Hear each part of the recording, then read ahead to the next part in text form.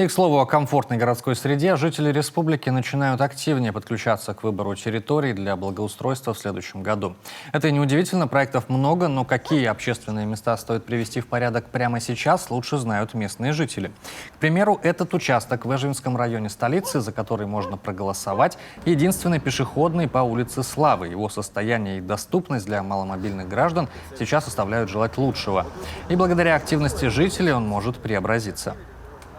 Сейчас у эжвинцев есть уникальная возможность выбрать те пешеходные зоны в Эжвинском районе, которые требуют первоочередного благоустройства в рамках проекта «Комфортная городская среда».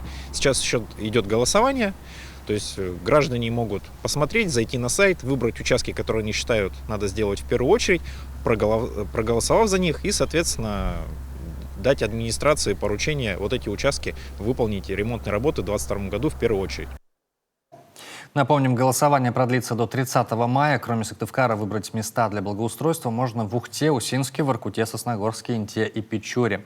В каждом муниципалитете несколько проектов, но отдать голос можно только за один. Для этого нужно зайти на сайт 11.городсреда.ру, выбрать проект и проголосовать за него. Также отдать голос можно в МФЦ или через волонтеров в вашем городе.